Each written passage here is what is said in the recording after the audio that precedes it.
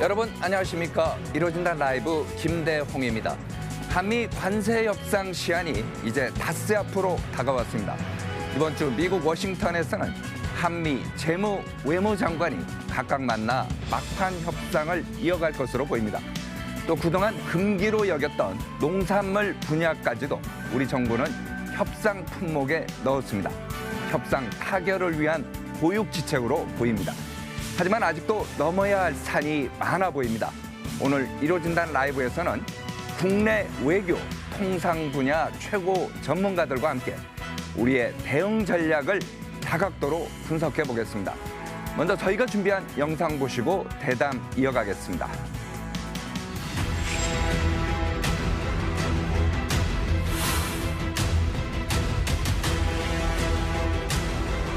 지금 한미 간의 현안 협상이 막바지에 꽤 중요한 국면에 있습니다.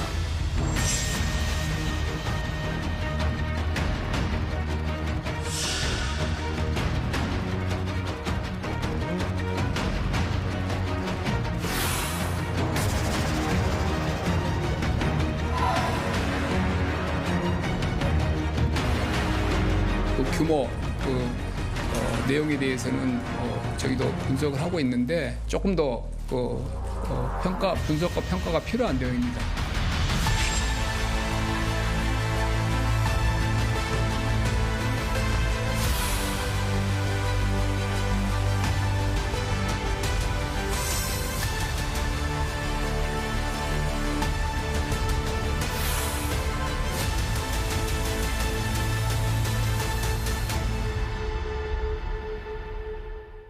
네, 보신 것처럼 이번 한미 관세 협상은 관세와 통상 분야뿐만 아니라 방위비, 한미 정상회담과 같은 외교 안보 이슈까지도 포괄하고 있는데요. 예고해드린 대로 각 분야의 전문가들 스튜디오에 모셨습니다. 먼저 통상 분야는 한미 그리고 한EU, FTA 교섭 대표를 지낸 통상 외교 전문가십니다. 이혜민 전 대사 모셨습니다. 안녕하세요. 안녕하십니까. 학계에서는 한국협상학회장을 지내셨죠. 트럼프 어게인 저자이기도 합니다. 이화여대 최병일 교수 오셨습니다. 안녕하세요. 안녕하세요. 마지막으로 한미 관계, 특히 미국 국내 정치 전문가십니다. 국립외교원 미주연구부 민정훈 교수 모셨습니다. 안녕하세요. 예, 안녕하십니까. 자, 세 분도 인사 나누시죠. 네, 안녕하세요. 네. 자, 그럼 이제 본격적으로 토론을 한번 시작해 보겠습니다. 자, 먼저 대사님께 여쭤보겠는데 지금 현재 상황 어떻게 보세요? 보면은요, 협상 시간은 이제 며칠 안 남았어요. 우리가 이제 총력전을 펼치고 있는데 미국은 좀 발을 빼는 것 같기도 하고요. 어떻게 보십니까? 지금 위성락 안보시장께서 이야기한 것처럼 아주 중대한 국면에 접어들었고 협상이라는 것이 항상 타결 직전까지는 상고의 고통을 겪기 때문에 네. 마지막으로 마지막으로 갈수록 아주 엄청난 고통과 압력이 서로 작용하게 됩니다. 그런 상황이라고 봅니다, 저는. 피 교수는 어떻게 보세요? 네, 트럼프가 4월 2일 이제 백악관 로즈가든에서 그 표를 보여주면서 미국의 엄청난 무역 수지 적자를 안겨주고 있는 국가들, 중국, EU, 그리고 일본, 대한민국 이런 이제 주요 국가들이 있는데 지금 보면 이제 일본하고 뭐 딜을 했고요. EU도 이제 다음 주에 뭐 딜이 임박하다. 트럼프 말 50대 50이라고 하는데 네. 그 이야기는 굉장히 가능성이 크다고 보고. 근데 지금까지 이런 국면에서 트럼프가 한 번도 한국을 이렇게 딱 꼬집어서 싱글아웃해서 이야기한 적이 없거든요. 네. 그리고 지난주에 우리 그 부총리가 출국 1시간 전에 갑자기 그것도 이메일로 뭐 이게 연기됐다는 굉장히 좀 약간 나쁜 조짐인데 느낌에 한국을 약간 좀 이렇게 그 테스트하고 있는 것이 아니냐. 왜냐하면 우리가 이제 정국이 지금 그 급변을 했고 또 신정부가 출범을 했고 신정부가 그 선거에서 이기는 과정에서 백악관이 낸 논평을 볼 때 마냥 100% 축하만 해주는 것이 아니고 뭔가 약간 중국의 이야기를 꺼낸 걸로 봐서 이 한국이 이제 관세 협상이긴 하지만 관세가 지금 기술, 무역 또 크게 보면 외교 안보까지 다 연관되어 있는 과정에서 그 큰 그림에 대해서 이제 신정부의 정책을 테스트하는 첫 번째 단계로 관세 협상을 바라보고 있다는 생각이 들고 그런 입장에서 저희는 뭐 당연히 최선을 다하고 모든 것을 다 올려놓고 준비를 해야 되겠습니다만은 플랜 B도 준비를 해야 되겠다는 생각이 듭니다. 상고의 고통이다. 플랜 B도 준비해야 된다. 그럼 민 교수께서는 어떻게 보세요? 그러니까 이 대표님 말씀해 주신 것처럼 굉장히 그 중요한 그 협상의 마지막 국면이라고 생각을 하고 있고요. 양측의 이해관계가 하나라도 더 얻기 위한 그 양측의 어떤 치열한 협상 국면이라고 생각을 하고 있습니다. 그리고 아무래도 배선재 장관이 우리 그 부인철 그 장관과의 어떤 그 회동에 있어서 마지막 그 국면에서 취소한 이런 부분에 있어서는 일정 부분에 있어서도 문제가 있었겠지만 아무래도 한미 간의 어떤 협상의 카드에 있어서 좀 이견이 크다. 이런 부분에 대해서 불만을 표시한 것도 있다. 이렇게 가능성이 있다고 보고 있습니다. 그만큼 양국이 치열하게 협상을 하고 있습니다. 그럼에도 불구하고 지금 협상이 진행되는 국면을 보면 일본의 협상이 타결된 것을 좀 그 사례로 본다면 일본과 미국도 굉장히 치열하게 협상을 하고요. 맞아요. 네. 그러고서 나서 갑자기 그 협상이 급전전되면서 타결되지 않았습니까? 그 과정을 보면 실무 차원이라고 할 수 있는 하워드 로트니 상무장관과 제이미슨 그리어 이제 USTR 대표와 함께 실무 협상을 하고요. 네. 그 부분을 이제 좀 지나서 그 트럼프 행정부의 키맨이라고 할 수 있는 이제 베센트 재무장관과 루비오 국무장관 그거의 조율을 거쳐서 마지막에 백악관 그 트럼프 대통령 집무실에서 이제 그 마지막 타결한 이런 모습을 보여줬거든요. 그걸 본다면 우리가 이제 상부장관과 그리어 그 통상대표와의 실무 어느 정도 끝났고 이제는 베센트 장관과 또 이제 루비오 장관과의 어떤 우리의 이번 주에 뭐 있다고 하지 않습니까? 네. 협의가 있기 때문에 그걸 본다면 마지막 조율을 해서 네. 이제 그 트럼프 대통령 백악관 집무실 앞에서 이제 마지막으로 일본처럼요? 예, 그렇게 거치지 않을까 좀 생각하고 있습니다. 그렇기 때문에 저는 개인적으로는 협상이 타결될 가능성이 더 높다. 그럼에도 불구하고 마지막에 트럼프 대통령이 아무래도 그 키를 쥐고 있기 때문에 그 부분을 통과할 수 있을지 그 부분에 좀 우려가 되긴 합니다만 어쨌든 그 가능성을 높게 보지만 플랜 B도 준비하는 것도 배제할 수는 없다 이렇게 보고 있습니다. 알겠습니다. 자, 그럼 이제 구체적으로 하나하나 이제 짚어보도록 하겠습니다. 먼저 좀 전에 이제 최 교수, 민 교수 얘기를 했는데, 이게 2+2 원래는 25일 그러니까 우리 시각으로 하면 어제 오전에 이제 이루어지는 거였는데 이 재무하고 통상장관 한미 그래서 이제 두 명에서 2+2라고 얘기하는 거 아닙니까? 이게 이제 무산된 거 이거 어떻게 협상 전략인가요? 아니면 노골적인 불만 표시인 것 같습니까? 그 예정되었던 회담이 이렇게 연기된 거는 호재라고는 할 수는 없죠. 하지만 저는 그 의미를 그렇게 확대 해석할 필요는 없다고 보고요. 네. 베센트 재무장관이 그 당시 그러니까 25일 그 시점에서 자신이 한국과의 협상에 꼭 있어야 할 필요가 없다라고 느꼈을 가능성이 크고요. 그 이유는 이제 우리 측이 제시한 협상안이 네. 만족스럽지 못한 수도 있고 좀 부족하다. 예, 또 하나는 지금 이제 핵심 쟁점으로 떠오르는 게 투자 펀드 문제거든요. 이 투자 펀드는 자신이 아니라 루트닉 상무장관에 관할 사항이기 때문에 본인이 2+2를 꼭 그 시점에 해야 될 필요가 없다라고 느꼈을 가능성이 좀 크다고 봅니다. 그러면 이번 주에 우리가 이제 재무장관하고 외교장관, 한미 그러니까 이제 통상은 아니지만은 재무하고 외무장관 만남이 있다고 하지 않습니까?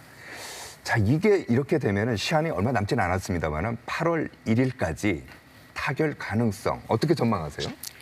뭐 이 대사님도 계시지만 협상은 이제 마지막 순간까지 계속 뭐 업앤 다운스가 있죠. 끝까지 이제 모르는 거고요. 지금 이게 이제 딜이 되려면 결국은 미국이 합의를 해야 되는 거거든요.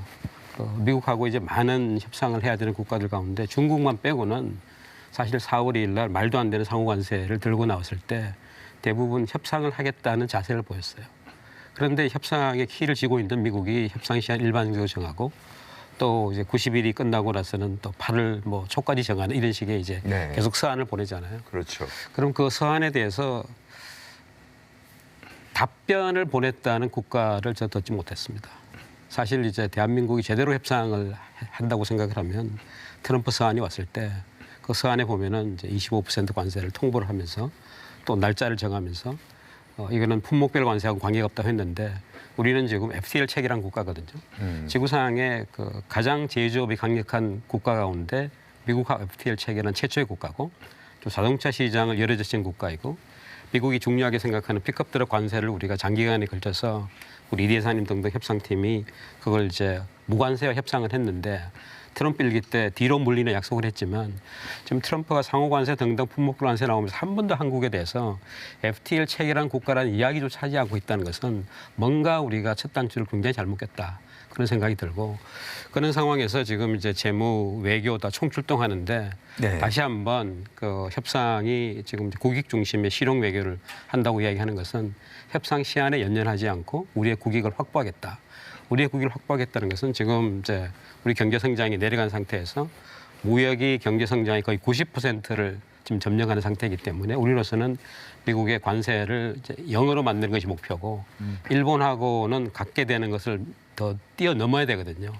그런 차원에서 이제 외교와 재무장관은 우리 경제 정책에 대한 어떤 설명 네. 그리고 우리 그 외교에 대한 어떤 이야기들 이런 것들을 미국에게 신뢰를 줄 수 있는 동맹이라는 것 말로만 철통 같은 동맹이 아니고 그런 계기가 되면 협상에 엄청난 물꼬가 틀 것 같습니다. 근데 그 8월 2일 시한이라고 하는 것이요. 그게 이제 시한이긴 하지만 현재 그 타결한 영국을 비롯해서 영국은 5월 8일 날 타결했다고 발표했고 맞습니다. 6월 16일 날 서명까지 했다고 하지만 지금 계속 협상이 진행되고 있거든요. 그러니까 뭐 인도네시아나 베트남이나 필리핀, 일본도 마찬가지지만 네. 협상은 계속되고 있습니다. 그러니까 8월 1일까지는 기본 합의만 이루면 됩니다. 그러고 나서 구체적인 사항은 계속 협의가 진행될 상황이기 때문에 네. 8월 시한까지는 기본 합의, 이건 타결됐다라고 하는 발표를 얻어내는 게 중요하다고 생각을 합니다. 그래서 말씀해 주신 것처럼 8월 1일 날 지금까지 그 협상이 체결된 국가들을 보면 프레임워크에 합의를 했다 이렇게 보시면 될 것 같아요. 구체적인 세부 사항에 대한 서로 사인하고 이런 건 그런 아니고요. 부분이 아니고요. 뭐 영국은 사인했다고 하지만 그 부분에 대해서도 좀 저희가 지켜봐야 되고 일본 같은 경우에는 문서가 없기 때문에 좀 서로 다른 해석이 나고 있기 때문에 굉장히 혼란스러운 상황입니다. 그 얘기를 본다면 다들 말씀해 주신 것처럼 무역협상이라는 것이 상당한 시간을 소요하지 않습니까? 최소한 몇 년씩 걸리는 그런 협상인데 몇 개월 그 90일 이후에 해가지고 협상의 구체적인 사안까지 다 합의한다는 것은 그거는 거의 불가능한 얘기고요. 네. 그러니까 미국이 원하는 것은 새로운 무역의 틀을 만들고 싶은 거고 그것을 지금 초기 단계에서 만들고 싶어 하는 겁니다. 그렇기 때문에 주요 대상국을 중심으로 해가지고 그런 프레임워크를 만드는 거기 때문에 그런 부분에서 우리도 그런 프레임워크에 동참하는 게 필요한 것이고 그렇지 않는다면 자동차나 철강 같은 우리의 주요 수출 품목들이 주요 경쟁국들과의 미국 시장의 경쟁에 있어서 불이익을 받을 수 있기 때문에 우리 정부 입장에서는 어떤 국익적인 실용 외교를 내세우면서도 일단은 프레임워크를 만들어서 피해를 최소화하는 게 필요한 거고요. 이제 향후 구체적인 부분에 대해서는 합의를 논의를 통해 가지고 만들어 나갈 수 있기 때문에 일단은 그 방법부터 꺼야 되는 그런 형국이다 이렇게 말씀드릴 수 있겠습니다. 세 분 말씀을 이렇게 가만히 듣다 보면요. 최종 결정은 결국 트럼프 대통령이 하는 것 아니겠습니까? 트럼프 대통령 자신의 소셜 미디어에 뭐라고 했는지 함께 보시겠습니다. 시장 개방 동의하는 나라에만 관세를 인하하겠다. 그렇지 않으면 훨씬 더 높은 관세를 매기겠다. 이렇게 얘기했는데 일본과의 이제 관세 협상 이제 끝나고 나서 이제 자랑 삼아서 아마 이제 자기가 이렇게 올린 것 같아요. 저희가 이제 관련해서 사진도 좀 하나 준비했는데 보여주시겠습니까? 자, 일본 경제 재생상이라고 하죠.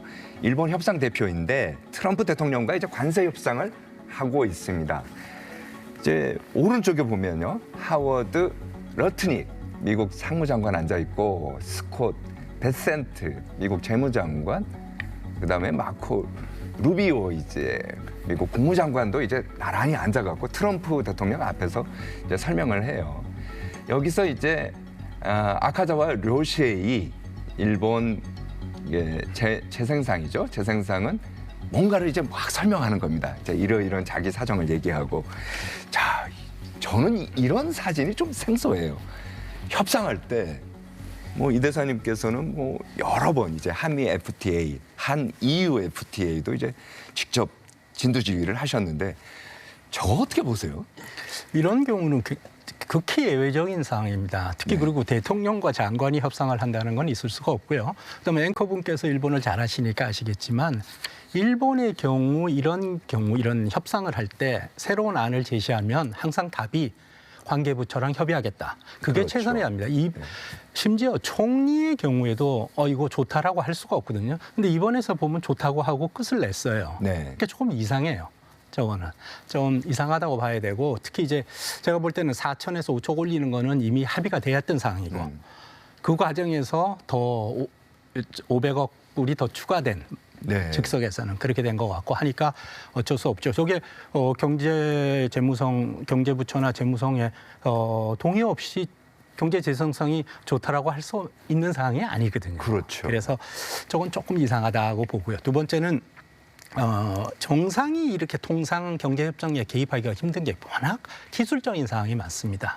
그래서 정상은 실무전에서 합의가 되면 그거를 이제 환영하는 그런 식으로 전개가 되는데 이번엔 상당히 예외적이고 제가 기억에 정상이 직접 협상에 개입한 거는 한미 FTA 때입니다. 2007년에 저희가 이제 서울에서 마지막 협상을 하고 있을 때 네. 쇠고기 문제하고 자동차 개성공단 문제로서 저는 이게 협상이 안 되겠구나 생각을 했는데 그래서 청와대 보고를 했었습니다. 그때 노 대통령께서는 중동 순반정이었어요. 네. 근데 직접 부시 대통령하고 통화를 했죠.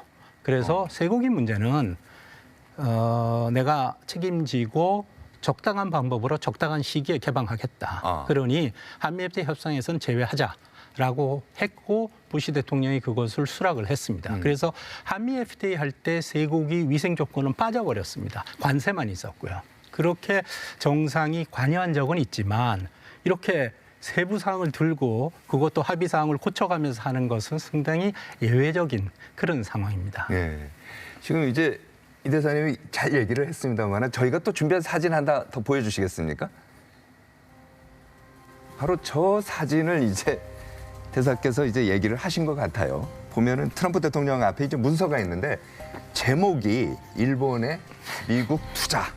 이제 구체적으로 금액을 이제 제시를 했는데 트럼프 대통령이 그 자리에서요. 이제 X 이거 안 돼. X라고 하고 손으로 이제 5천억 달러라고 이제 고쳐 쓰고 결국 실제로 최종 단계에 보면은 다시 또 500억을 올려서 5,500억 되지 않습니까?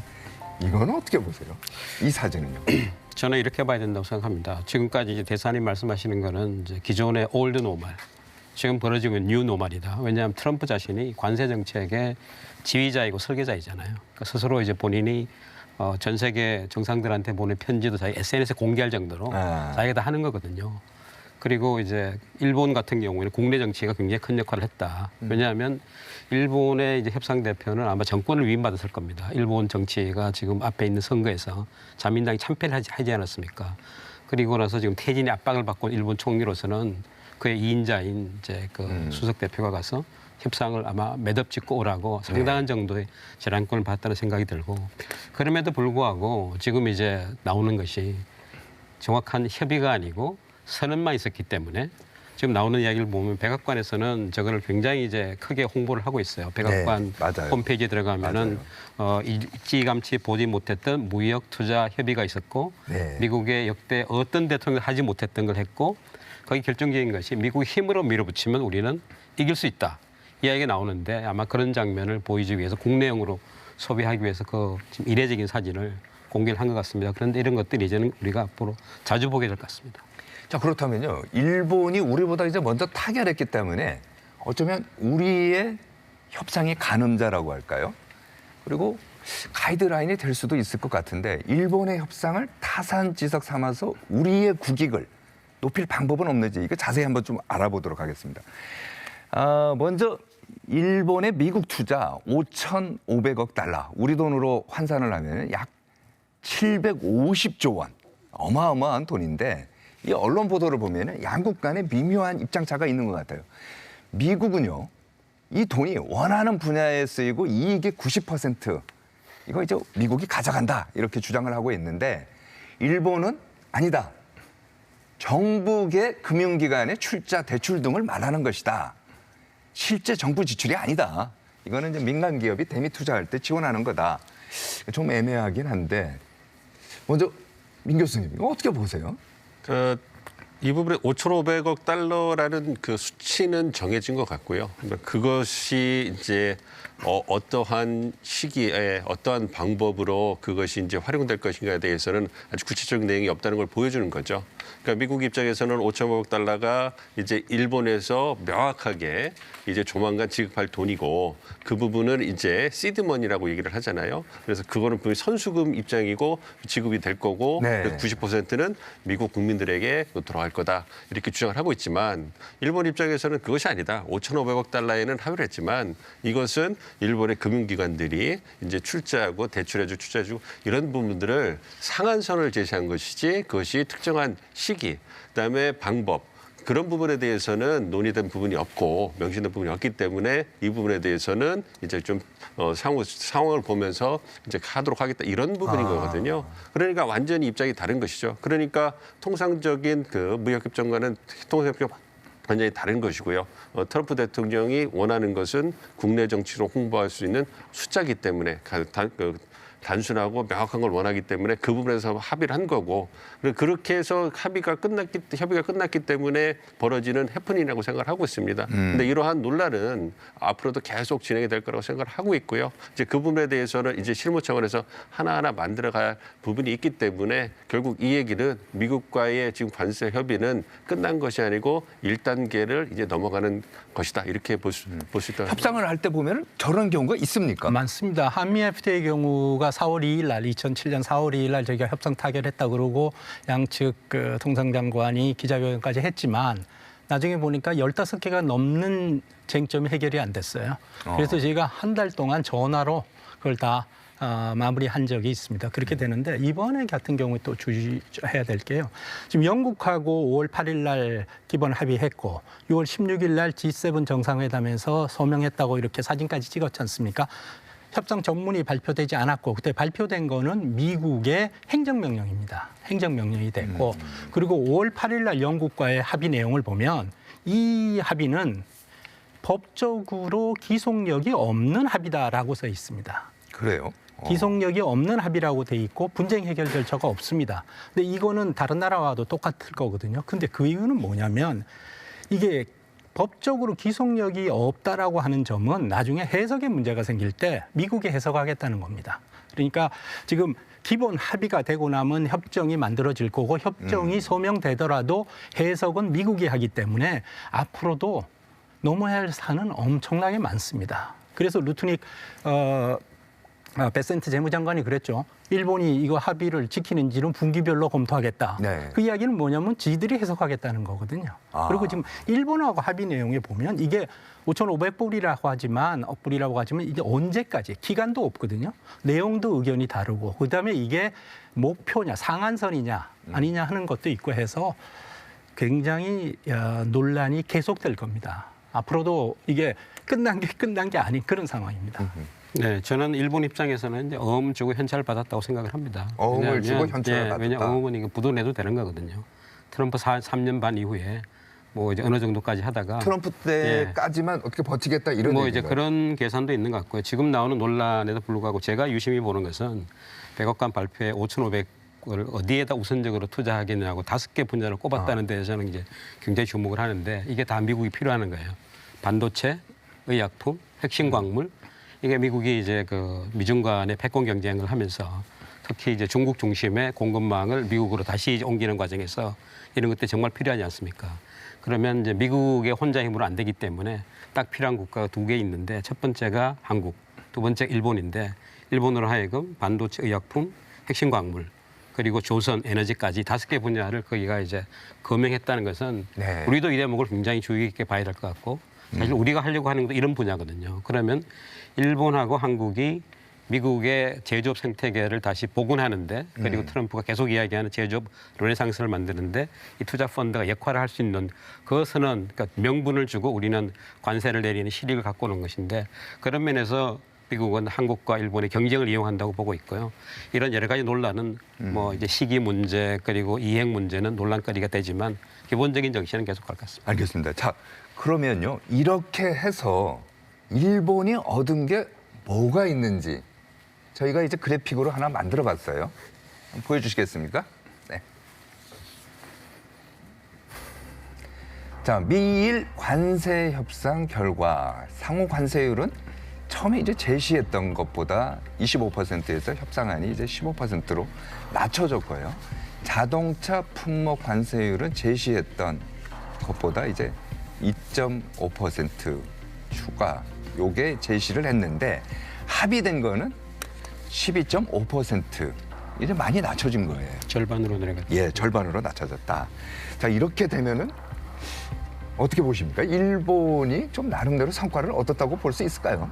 그 나름대로 성과를 얻었다고 볼 수 있겠죠. 그러니까 기본적으로 상호 관세는 25%에서 15% 낮추겠습니다만 거기에 10%가 미국 측이 주장하는 기본 관세란 말이에요. 네. 이것은 미국 그 트럼프 행정부가 현재 감세 규제 완화를 통해서 미국 경제를 활성화시키는 전략을 쓰려고 하고 있기 때문에 아무래도 그런 부분에서 연방 정부의 세수가 부족된 게 이제 그 자명한 상황이고 에너지 정책과 더불어서 이러한 관세 수비를 통해 가지고 이제 그 연방 정부의 재정을 메꾸려는 이런 노력을 하려고 하기 때문에 10%는 포기할 수 없는 기준선이다, 마지노선이다 이런 얘기를 여러 번 했기 때문에 그 이상에서 얼마만큼 관세를 낮출 수 있느냐 이 부분이 관건이었거든요. 네. 그러니까 나름대로 그 과거에 비교해 본다면 거의 뭐 2% 우리 같은 FTA를 체결한 국가 같은 경우는 0%에 가까운 그런 관세를 가졌는데 15%를 갖는 것은 사실 굉장히 불합리한 거지만 그럼에도 불구하고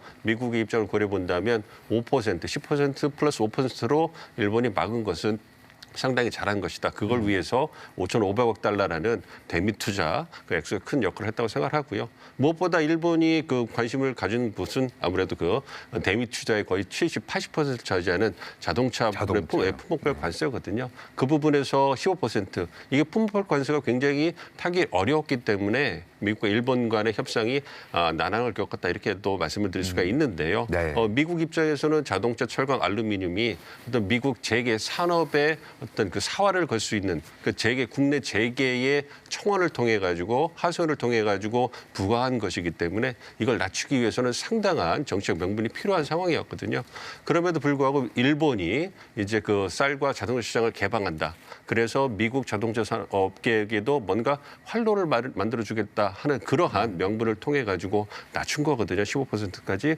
그런 부분을 고려해 본다면 일본 입장에서는 상당히 중요한 부분을 이제는 낮췄다. 그리고 다른 국가들이 일본보다 낮은 품목 관세를 갖지 않는다면 어차피 똑같은 네, 네. 환경에서 경쟁을 하는 거기 때문에 그런 부분에서 한숨을 돌렸다고 볼 수 있겠고요. 뭐 그러한 부분에서는 우리에게도 15%가 기준점이 되겠습니다만 한 가지 아쉬운 부분은 우리에게 중요한 철강 부분에 있어가지고 관세율이 하나도 낮추지 않았다는 부분. 철강하고 알루미늄은 제로더라고요. 네, 그렇습니다. 그런데 이제 우리의 어떤 그 산업과 비중을 보면 자동차가 가장 주요한 대미 수출 품목이긴 합니다만 철강도 굉장히 중요한 품목이기 때문에 그런 부분에서 일본이 좀 나서서 한 25%까지라도 낮춰줬으면 그런 부분에서 우리가 좀 소통을 뛸 수 있는 그러한 공간이 마련됐을 텐데 아무래도 일본 입장에서는 USST를 인수하면서 그런 부분에서는 자동차 부분에 비해서 중요성이 떨어졌다고 판단을 해서 자동차와 부분의 관세 협상에만 집중하면서 이러한 결과를 만들었기 때문에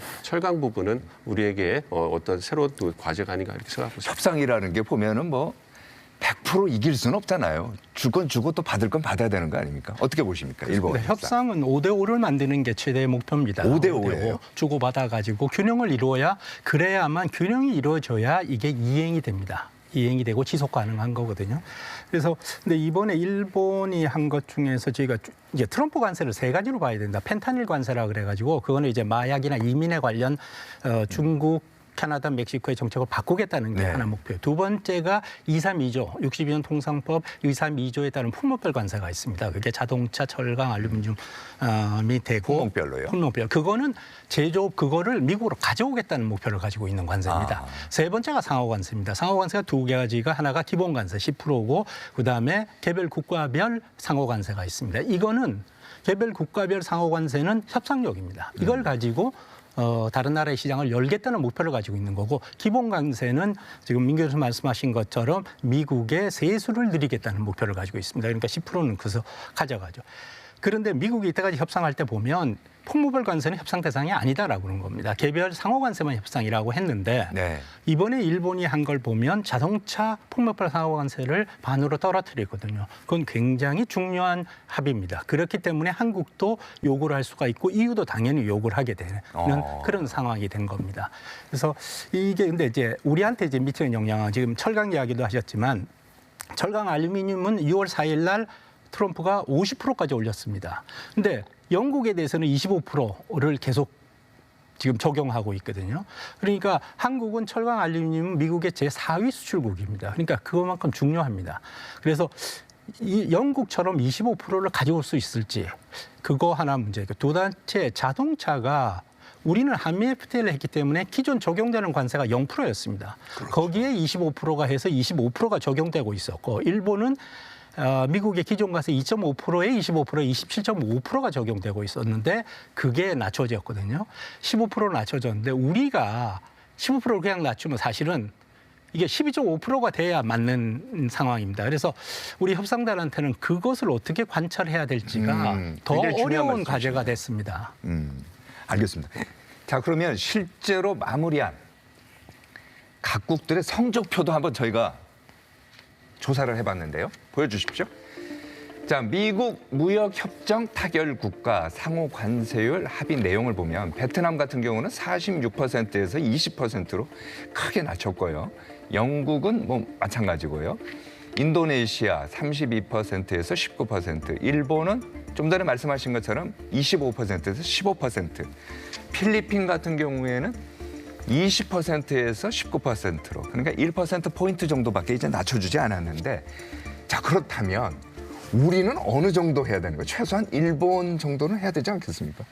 일본이 바람이긴 합니다. 네, 일본이 아니 바람일 수가 없죠. 기준점이고 대통령께서 G7 정상회의에 참여하는 이제 비행기에서 기자들하고 하신 말씀이 있어요. 최소한 다른 나라보다는 불리하지 않았으면 좋겠다. 이제 그게 기본이고 저도 외신에서 그런 이야기를 했는데 사실은 이제 그것은 저희의 하한선인 거죠. 왜냐하면 제가 계속 말씀드린 대로 네. 저희는 이제 다른 국가에 비해서 두 가지가 특별하다. 특히 트럼프 이기에서 네. FTA를 체결한 이제 동맹 국가이고 그리고 미국이 필요한 제조업, 특히 첨단 제조업, 미중 패권 경쟁에서 그것을 이루어질 수 있는 국가 가운데 하나다. 이 점을 부각을 시키면은 저희는 뭐 철강 품목별 관세 워낙에 0인데 25, 50 올라갔는데 우리는 사실 지금 50에서 더 내려갈 수 있는 목표를 해야 되겠다는 것이고 자동차도 일본이 하는 거 이상 우리가 받아내야 된다고 저는 생각이 되고 그러면 그걸 위해서 뭘 할 수 있냐 이런 거거든요. 그렇죠. 오늘 우리가 이야기 안 했던 것은 5,500의 투자 펀드도 있지만 사실은 알래스카 프로젝트를 일본이 하겠다고 이야기한 거 뭐 이런 것들이 굉장히 큰 것 같아요. 근데 국내적으로는 그게 이제 상업성 이야기를 가지고 하는데 저는 너무 좀 이제 좁게 본다고 보고 크게 보면은 지금 알래스카가 상업성이 없다고 이제 많은 사람들이 이야기했던 거 10년 전 이야기입니다. 그 사이에 기후변화도 심각하게 진전이 됐고 그리고 지정학적 여건도 바뀌었고 기술도 많이 바뀌었기 때문에 일본이 거기에 이제 하겠다고 한 것은 우리도 들어가면 리스크를 풀할 수 있기 때문에 되게 큰 그림을 그려서 일본이 한 것 가운데 우리가 더 잘할 수 있는 것들을 어필을 하게 되면은 FTA 체결한 국가라는 그런 프리미엄까지 얹어서 하면은 저는 아마 일본이 한 거 이상 우리가 얻어내는 걸 목표로 삼아야 된다고 생각합니다. 알겠습니다. 자, 이와 관련해서요. 미국을 지금 이제 방문 중인 우리 김정관 산업통상부 장관이 하워드 럴트닉 미국 상무장관과 이제 만났습니다. 어제 같은 경우는 뭐 끝나고 나서 직접 상무장관 집까지 찾아가서 이제 브리핑을 할 정도로 굉장히 이제 총력전을 펼치고 있는데 근데 이 럴트닉 상무장관이요. 우리와 만나기 전에 어떤 발언을 했는지 먼저 한번 들어보시겠습니다. Koreans also, like the Europeans, they very, very much want to make a deal. And when they saw, I mean, you could hear the expletives out of Korea when they read the Japanese deal. Because the Koreans and the Japanese, they stare at each other. 자, 보면요. 일본과의 협상을 가지고 이제 한국을 좀 자극하는 것 같이 저는 좀 느껴져요. 어떻게 보면 좀 뭐라고 할까요? 불쾌한 느낌도 좀 들고 그러는데 협상 때 이렇게 합니까? 그렇죠. 결국 한국과 일본이 경쟁국이니까요. 그래서 사실 한국을 먼저 타결시킬지 일본을 먼저 타결시킬지 아마 미국이 고민을 했을 텐데 일단 일본부터 먼저 타결을 시켜서 한국과 이유를 끌어들이는 거죠. 그렇게 될 수밖에 없는 거죠. 예, 그래서 한국 아무래도 일본이 더 저 경제 규모가 크니까 그리고 사실 일본이 더 쉬운 상대입니다. 일본이 미국이 협상을 할 때 보면 이 1기 때도 마찬가지입니다. 1기 때도 멕시코가 카나다는 USMCA를 타결하면서 자동차에 대해서 2, 3위조 관세가 부여될 경우에는 어느 정도의 쿼터를 줘야 된다까지 합의를 했습니다. 그런데 네. 일본은 전혀 못했거든요. 일본이 1기 때도 미국하고 통상협정을 체결했는데 그래서 일본이 더 쉬운 상대이기 때문에 일본을 일단 때리고 그걸 갖고 한국과 EU한테 니들이 이걸 받으려면 이만큼 내놔야 된다라고 압력을 가하는 거죠. 알겠습니다. 어떻게 보세요? 네, 뭐 대사님 정확하게 말씀 주셨는데 지금 전 세계 이제 모든 국가가 이제 미국이라는 가장 큰 시장을 상대로 무역과 투자를 하고 있지 않습니까? 그리고 한국 입장에서는 이제 미국의 중요성이 단순히 이제 무역 상대국이 아니라 투자 상대국이 됐어요. 지난 몇 년간 한국의 자동차 배터리 네. 그리고 반도체 등등이 미국을 중심으로 해서 중국에서 미국으로 많이 옮겨갔고 그렇죠. 그리고 이제 그런 것들이 앞으로 이제 미국의 제조업 리빌드가 굉장히 중요하기 때문에 지금 미국의 입장에서는 그걸 양쪽으로 다 활용하는 것 같고 사실 상무장관이 뭐 이제 계속 이야기 나오지만 이런 무역 협상의 전면에 등장하지 않죠. 상무장관은 미국 시장에 외국 기업들이 와서 불공정 경쟁을 할 때 거기에 대해서 제재하는 그런 역할이다가 트럼프 1기 때부터 이제 기술 통제 그리고 2기 때 와서는 투자 유치라는 큰 역할을 루트니 장관이 이제 도맡아 하고 있는데 제가 기억하는 것은 2월 말 우리 탄핵 와중에 대미 아웃리치 사절단이 이제 한 20개 대기업 회장들이 대한상의 주도로 미국을 방문했는데 루트니 장관하고 워낙에 이제 예방이 예정돼 있는데 그것도 막 오늘처럼 약속을 캔슬했다가 가까스럽게 만났는데 거기서 짧은 시간인데 뭐 저는 그 자리에 못 들어갔습니다만은 보도되는 거 보면 루트니 장관이 대기업에 이제 총수들을 불러놓고 미국의 투자를 압박하고 그리고 투자를 하게 되면 우리가 그냥 레드 카펫을 깔아주겠다, 빨리 신속하겠다는 건데 트럼프가 보낸 서한을 분석을 해보면 거기에 그런 얘기가 있습니다. 미국의 투자는 언제든지 웰컴이고 투자를 하게 되면 우리가 신속하게 처리해주겠다. 그 역할을 맡은 사람이거든요. 그런 상황에서 우리 신임 산업통상장관이 뭐 워싱턴 또 뉴욕 자택까지 가서 우리 정부의 이런 이야기를 아주 계속 진작 이야기한다는 것은 저는 협상이 조금씩 앞으로 나오고 있다고 평가를 하고 있습니다. 알겠습니다. 자, 그렇다면 이제 본격적으로 우리는 이제 어떻게 대응해야 할까 이 얘기를 좀 해볼 것 같아요. 자, 우리가 일본처럼 막대한 돈을 미국에 투자할 수도 지금 현실적으로 없고 미국이 원하는 품목을 당장 다 개방할 수도 없는 거 아닙니까? 그래서 이제 고민은 깊어지는데 지금부터는 이 부분 집중적으로 한번 얘기해 보세요. 결국 상호 관세 그리고 자동차 관세까지도 이제 내려야 되는데 이게 쉽지는 않을 것 같고요. 먼저 백악관 관계자 발언 저희가 모아봤는데 한번 들어보시겠습니다. German cars are going to be at a disadvantage now to Japanese cars because it's a 25% tariff on German. Same thing with Hyundais from South Korea. 자, 트럼프의 관세 책사라도 이제 알려져 있는 피터 나바로 씨의 이제 발언인데 일단 우리 차도 미국 시장에서요 독일처럼 일본 차보다 불리할 것이다. 관세는 뭐 당연히 이제 매기게 되면은 그만큼 또 비싸지는 거니까 요 얘기를 이제 한 것 같아요. 이게 왜 중요하냐면요. 자동차와 부품이 대미 수출에서 굉장히 큰 걸 차지합니다. 보여주십시오. 한국의 대미 수출액 가운데 자동차 부품 비율을 보면요. 자동차가 25.5%, 부품이 6.5%입니다. 이거 둘을 합치면은 이제 32% 정도 되는 거 아닙니까? 자, 이렇게 중요한 자동차 수출 부품이 타격받으면 당연히 이제 우리 경제까지도 악영향을 받을 수밖에 없다는 거예요. 어떻게 해야 됩니까? 네, 단순히 뭐 31%, 32% 그런 이제 숫자를 뛰어넘어서 저게 많은 일자리들이 걸려 있는 거잖아요. 그렇죠. 왜냐하면 자동차의 생태계를 생각을 하면은 뭐 최종 조립은 이제 기업이 하지만 거기에 딸려 있는 이제 구조를 생각하면 엄청난 일자리들이 걸려 있기 때문에 또 많은 투자가 미국으로 옮겨가지만 여전히 우리가 한국의 제조업 생태계를 건실하게 유지해야 되는 그런 숙제가 있기 때문에 진짜 중요한 건데 지금 이제 미국에 뭐 투자를 얼마나 하느냐 어떤 부분에 이런 이야기가 있지만 우리가 진짜 고민해야 될 것은 트럼프 이후를 고민해야 될 것 같아요. 트럼프 예, 이후. 왜냐하면 트럼프의 광풍도 이제 3년 반 후에 끝난다고 생각이 되고 네. 미국이 여전히 고관세 체제를 유지할 가능성이 많지만 그럼 우리가 이런 상태로 계속해서 대미 투자가 일편도로 늘어나고 국내 생태계가 약해지고 내수가 가라앉게 되면 우리 일자리는 사실은 되게 이제 위험한 상황이거든요. 경제가 그런 면에서 지금 이제 우리 경제를 책임지는 이 정부에 있는 그 정책 당국자들은 이 문제 그러니까 대미 투자 압박 그리고 오늘 우리가 이야기 안 하고 있습니다만은 미국의 이런 공세의 원인이 됐던 중국의 제조업의 공섭 이런 와중에서 한국의 제조업의 생태계 일자리 이런 것들 어떻게 발전시켜 나갈까 큰 그림하에서 대미 투자 계획을 해야 된다고 생각이 되고요. 또 동시에 트럼프 정부와 협상을 하면서 우리가 얼마만큼 숫자를 올릴 수 있다는 이야기를 하는 동시에 내가 이만큼 숫자를 올리면은 당신은 나한테 뭘 해줄 수 있는가를 우리는 집요하게 얻어야 된다고 생각합니다. 왜냐하면 투자라는 것이 물건을 파는 것이 아니고 공장을 짓고 노동자를 모으고 물건을 만들어내야 되잖아요. 그러면은 기업들도 거기서 수익을 올려야 투자를 계속 하는 거예요. 근데 지금 미국에서 제조업 생태계가 되게 망가졌기 때문에 조선 같은 게 대표적이죠.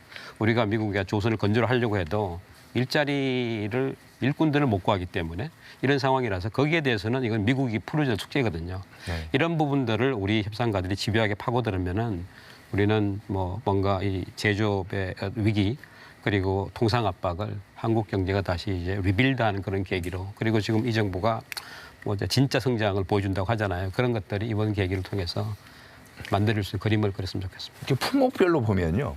우리나라 제가 이제 좀 전에도 이제 말씀을 드렸습니다만 농산물을 협상 품목에 포함을 시켰다. 이것도 사실 굉장히 큰 뉴스거든요. 자, 이 부분 좀 얘기를 해보죠. 미국산 쌀 이제 수입하는 거.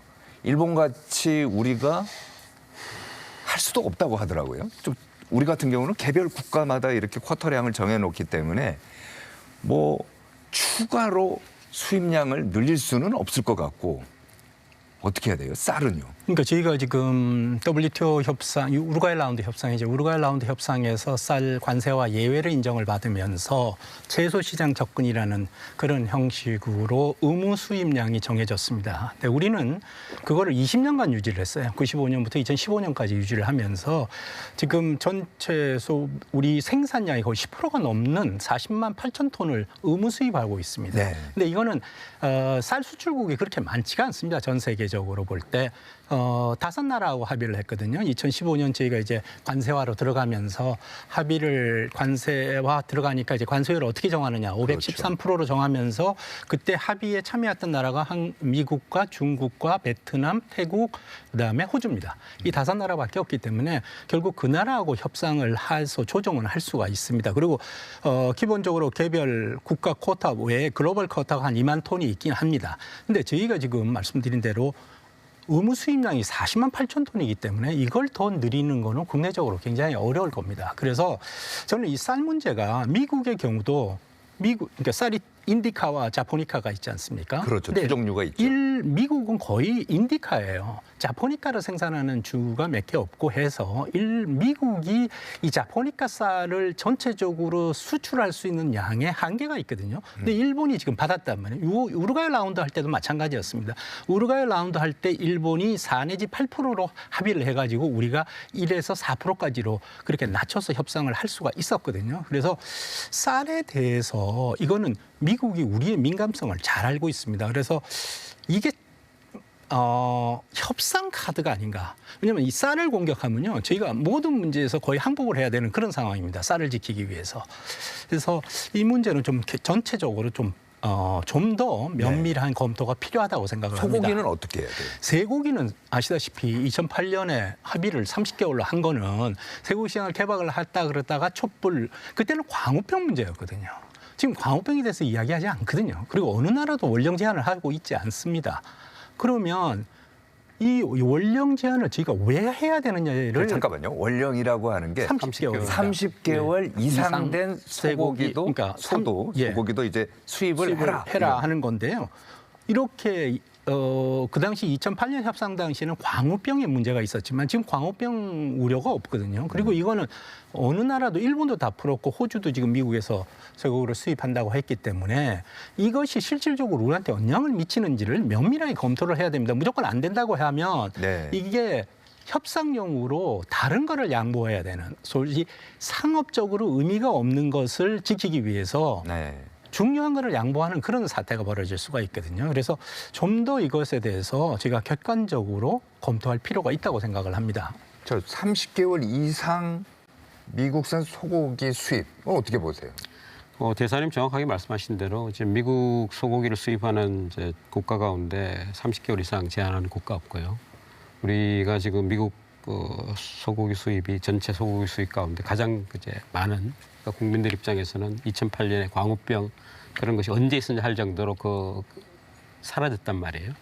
그런 관점에서 이제 정치적인 민감성이 있다고는 주변에 주장을 하는데 네. 협상의 관점에서 보면 우리가 이제 그것을 올려놓고 논의를 할 수 있다고 저는 생각이 되고, 그러면 그걸 통해서 우리가 받아낼 수 있는 게 뭔가를 봐야 되는데, 저는 이제 농산물이라고 이야기했을 때 미국이 이제 의도적으로 30개월이라는 장벽을 허물면서 지구상에 이제 미국 소고기 수입에는 장벽이 없다고 선언하고 싶은 그런 이제 명분이 분명히 있을 것 같고요. 트럼프 입장에서는 그것도 하나의 트럼프 입장에서도 성과라고 이제 할 굉장히 것 같아요. 중요하고요. 그리고 사실은 그 문제에 대해서는 소고기만이 협상 카드는 아니라고 생각을 해요. 왜냐하면 우리가 FTA를 체결한 국가고, 그리고 많은 이제 물건들이 무관세로 들어오지만 유독 거기 없는 것들이 뭐 과일 같은 것들, 채소류 이런 것들인데 거기에는 위생 검역 문제가 있습니다. 그래서 그렇죠. 위생 검역 문제도 사실은 이제 제대로 이제 투명하게 국제 기준에서 맞춰서 하고, 또 우리가 이제 기후 변화 등등에 의해서 지금 식료품 가격이 엄청나게 올라가잖아요. 그런 차원을 생각하면은 이런 것들 전향적으로 검토해 볼 수 있다.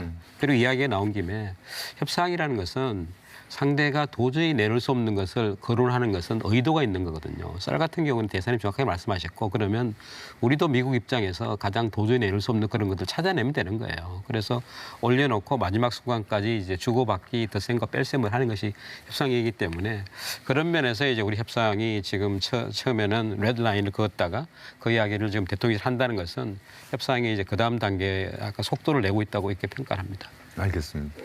하나만 더 첨언을 하면요. 네. 쌀과 소고기 부분을 얘기를 하고 있는데요. 그 부분은 미국이 아시아 국가들로 하여금 농산물 시장을 더 개방하라는 그런 요구를 상징적으로 쌀과 소고기 시장을 그때 사는 거라고 생각을 하고 있고요.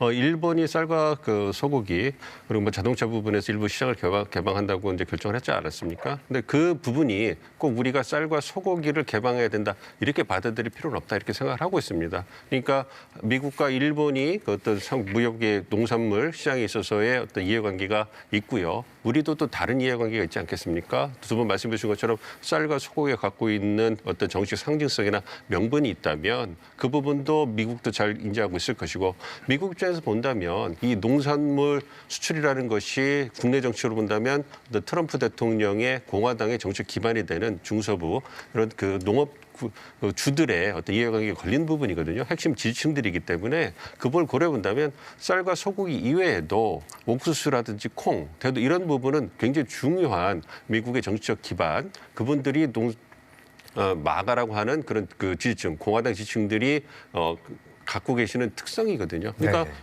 그러한 옥수수나 대두 같은 부분은 쌀과 소고기에 비해서 우리 시장의 입장에서 보다 덜 민감하고 수입의 필요성이 더 크다고 말씀드릴 수가 있고요. 마시면 사과라든지 어떤 그러한 과일류 같은 경우에도 이런 부분에도 우리의 어떤 시장 요구에도 맞는 부분이 있기 때문에 큰 틀에서 어떤 농산물 시장을 개방한다라는 부분에서 우리가 홍보를 하면서 한국과 미국이 갖고 있는 특성, 두 국가 간의 특성을 고려해서 말씀드린 부분, 쌀과 소고기 시장 부분보다는 이제 그 옥수수나 대두, 과일 부분에 집중하면서 큰 수치를 줄 수 있고 명분을 준다면 그거는 또 트럼프 대통령에게도 이러한 부분에 있어서 어떤 한국 시장을 개방한 부분도 있을 거고요. 말씀해 주신 것처럼 소고기 시장에 있어서도 이미 미국 소고기가 어떤 수입 소고기 부분에서 가장 큰 부분을 차지하고 있기 때문에 30개월 넘는 소고기가 수입된다고 하더라도 그 부분이 얼마나 많은 포션을 가져갈 것이냐. 즉 정치적 명분에 있어가지고 전 세계 모든 국가에 30개월 미국 소고기가 아무런 제한 없이 수출된다. 그렇지만 세부 상황에 있어서는 이 부분에 대해서는 우리가 미국과 협상을 통해 가지고 조율할 수 있는 부분이 있는 거거든요. 그렇게 명분을 주고 신뢰를 찾아오는 그러한 접근법이 필요하지 않을까 생각하고 있습니다. 자, 미국이 필요로 하는 것 뭘까? 이제 우리 최 교수님이 이제 그걸 찾아야 된다고 했는데 힌트는요. 어제 우리 산업부 장관이 그 러트닉 미국 상무장관 집에서 브리핑을 할 때 좀 힌트가 나온 것 같아요. 바로 우리 조선 산업인데 이 조선 산업을 가지고 지렛대를 활용하는 방법 이건 어떻게 보세요? 그건 뭐 미국이 지금 조선 산업을 부흥시키겠다는 그런 정책을 발표를 했거든요. 그러면서 이제 중국 조선 사업을 규제하는 그런 조치도 함께 취했고 해서 이 조선 분야와 같은 산업협력 분야는 우리가 기여할 수 있는 중요한 분야라고 생각합니다. 그래서 우리의 적극적인 협력 의사를 밝혀서 이것을 협상에 좋은 지렛대로 사용할 수 있을 거라고 생각을 합니다. 알겠습니다. 자, 그리고 또 하나 이제 보면 정부는 이런 것 같아요. 이게 이제 통상하고 안보를 패키지 딜로 이제 활용하는 방법. 이걸 이제 활용하는 것 같은데 자, 먼저 트럼프 대통령이요. 방위비 인상을 계속 요구하고 있지 않습니까? 어떤 내용인지 시청자분들께 한번 보여드리겠습니다. 자, 미국은 한국을 재건했고 그곳에 남아 있습니다. 거기까지는 괜찮아요. 그런데 한국은 우리의 군사 지원에 대해서 아주 적은 돈만 지불합니다. 이제 불만을 좀 나타낸 것 같고요. 또 하나 보여주시겠습니까? 예, 나는 집권 1기 때 한국에 이렇게 말했다.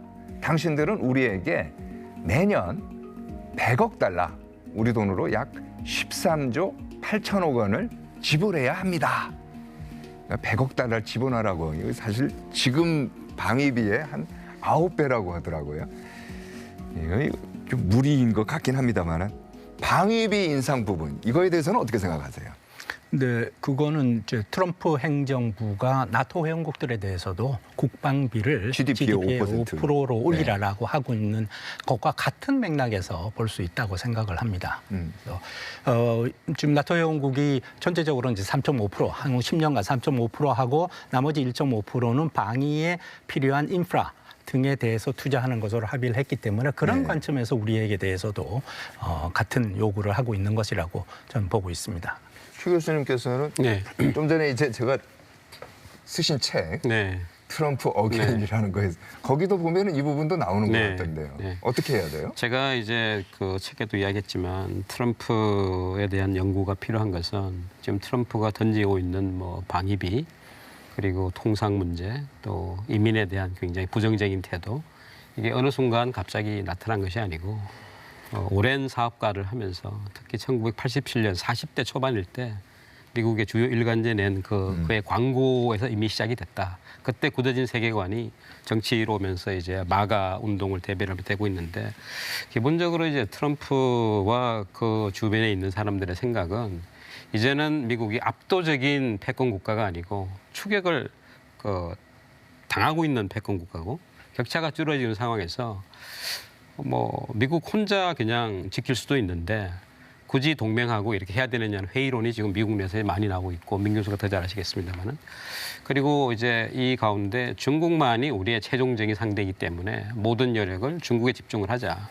그런 관점에서 이제 나토와 사실 그 동아시아의 동맹국은 굉장히 좀 다르다고 생각이 되는데 나토는 미국이 남한에 있지만 주로 대부분 유럽 국가 중심으로 선회를 하는 과정이 방위비 인상일 것 같고 지금 동아시아 국가에게 오는 것은 굉장히 충격일 같습니다. 사실 한국에 대해서는 단순히 방위비 인상뿐만 아니라 지금 계속 언론에 나온 것이 한국에 주둔하고 있는 미군의 목표가 북한 퇴치가 가장 유일한 목적이 아니고 사실은 필요하면은 이제 인도 태평양 지역에 군사를 전개할 수 있는 이른바 전략적 유연성까지 있기 때문에 통상 문제하고 안보 문제를 이렇게 연계한다는 것은 어떻게 보면 굉장히 위험할 수 있고요. 그럼에도 불구하고 우리가 안보를 쓰겠다는 것은 지금 관세라는 이 상황이 너무나 위중하기 때문에 뭔가 연계를 시켜서 미국에게 우리 호의를 전달하겠다는 것인데 그런 면에서 안보실장도 가고 있고 외교실장도 지금 가고 있고 그래서 계속 이야기하고 있지만 미국 입장에서는 지금 안보하고 통상이 연계돼 있고 한국 신정부의 도대체 대외 이 정책의 비전이 뭔가를 지금 묻고 있는 그런 상황인 것 같아요. 그런 관점에서 우리가 국내적으로 섣불리 협상을 하기보다는 어떤 그 전문가들 사이 공론화 과정, 그 정치적인 합의 이런 걸 만들어낸 것이 먼저 같은데 시간이 쫓기고 있기 때문에 그렇지만 이것을 방기할 수 없는 그런 상황이다.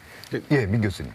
하나 더 첨언을 드리면 말씀 주신 우리 정부에서 패키지들을 미국 측에 제안하는 이유는 그만큼 한미 간의 관세 협상에 있어서 이견을 입장차를 좁히기 어려운 부분이 있다고 생각을 하고 있습니다. 네.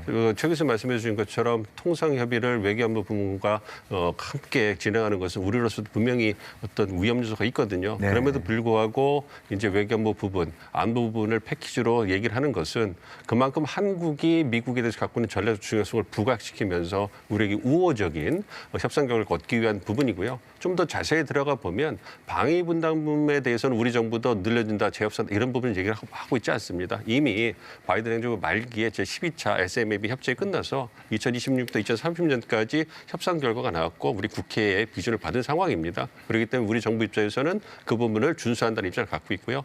그렇지만 반면으로 최 교수님 말씀해 주신 것처럼 일단은 주한미군 재배치라든지 전략적 유연성 문제 그리고 전 세계적으로 GDP 대비 국방비를 증액하는 추세가 있기 때문에 우리도 그러한 부분을 고려해서 국방비 증액 부분에 대해서는 보다 적극적으로 긍정적으로 검토할 수 있다. 이 부분을 얘기를 하는 거죠. 그러한 부분을 방위비와 국방비 증액은 별개로 해서 우리가 접근을 하고 있고요. 국방비 증액 이것을 통해서 미국의 전략적 이해관계에 우리가 부응할 수 있다. 그만큼 한국이 중요한 전략적 파트너이기 때문에 관세에 있어서도 우리에게 그러한 혜택이라든지 긍정적인 어떤 그 고려를 해줘야 된다. 이런 부분을 부각시키고 있는 거거든요. 네. 그럼에도 불구하고 이제 관세비가 끝나면 이런 외교안보 부분에 있어서 전략적 유연성 문제를 중심으로 해서 그런 외교안보 사안이 불거질 것이기 때문에 우리 정부가 철저하게 대비하는 것은 필요하고 이제부터 시작이다. 이렇게 말씀드릴 수 있겠습니다. 알겠습니다. 이거 보면은 이제 방위비를 인상하라 하면서도 또 미군의 전략적 유연성이라고 했나요? 미군의 배치를 또 재조정할 수도 있다. 우리 입장에서는 참 복잡하고 머리가 이제 아플 것 같습니다. 자, 벌써 시간이 다 됐는데 저희가 짧게요. 한 1분씩 드릴 테니까 미처 못다한 말씀 있으면 해주시기 바랍니다. 대사님. 지금 이제 미국과의 통상 협상에서 남아 있는 것, 지금 오늘 제기 안 된 문제가 디지털 관련입니다. 디지털 관련 이슈가 아주 중요하게 나올 겁니다. 일본은 2020년에 이미 미국하고 미일 디지털 협정을 체결했기 때문에 제기가 안 됐는데 우리는 이제 그 문제가 나올 거고요. 두 번째는 중국 관련 컴포넌트입니다. 지금 베트남이나 인도네시아나 필리핀 그다음에 영국에도 이게 그 중국 관련 사항이 들어가 있거든요. 환적 상품에 대한 게 있기 때문에 마지막으로 말씀드리면 지난 주말에 유진 우리 한국경제인연합 회장께서 지금은 조금 손해를 보더라도 장기적으로는 미국과 합의하는 것이 좋겠다라고 한 것에 저는 전적으로 동감을 합니다. 네, 저는 이재명 정부의 국익 중심 실용 외교, 미국이 이제 테스트를 하고 있다고 보고 평정심을 가지고 끝까지 잘 하면은 이 파고를 넘어갈 수 있다고 생각을 합니다. 낙관적으로 보셨네요. 네, 민 교수님. 예, 미국이 현재 그 관세법에서 우리에게 원하는 것은 두 가지입니다. 시장을 개방해라. 그리고 미국 내 투자를 통해서 미국 내 양질 일자리를 만드는 데 기여해달라. 이런 부분이거든요. 그래서 우리가 일본 수준에 못 미치겠습니다만 어떤 그 대규모의 1천억 달러 이상의 대미 투자를 계획을 하고 있고요. 이와 더불어서 불가피하지만 지금까지는 우리 어떤 국민들, 농민들의 이해관계, 우리 어떤 그 국민들의 경제 이해관계를 고려해서 시장 개방에 있어서 굉장히 단호한 입장을 보였습니다만 지금 상황을 본다면 어쩔 수 없이 어느 정도의 양보와 이해가 필요하지 않을까 생각을 하고 있습니다. 그러한 부분에서 국내적으로 보다 더 어떤 폭넓은 합의가 이루어지기를 기대해 봅니다. 알겠습니다. 자, 세 분 말씀 잘 들었습니다. 네, 현 국면에서 우리의 과제는 일본보다 유리한 조건에서 관세 협상을 타결짓는 것일 겁니다. 우리는 일본 못지않게 조선과 방위 산업을 필두로 반도체, 배터리 등 대미 협상에서 활용할 카드가 꽤 있습니다. 얻는 게 있으면 잃는 것도 있기 마련입니다. 비교적 손해가 적은 부분을 상대방에게는 중요한 것처럼 인식시키는 이러한 협상 기술 발휘할 때인 것 같습니다. 이루어진다 라이브 오늘은 여기까지입니다. 저희는 다음 주 한 주 쉬고요. 그 다음 주 일요일 날 다시 뵙겠습니다. 시청해 주신 여러분 감사합니다.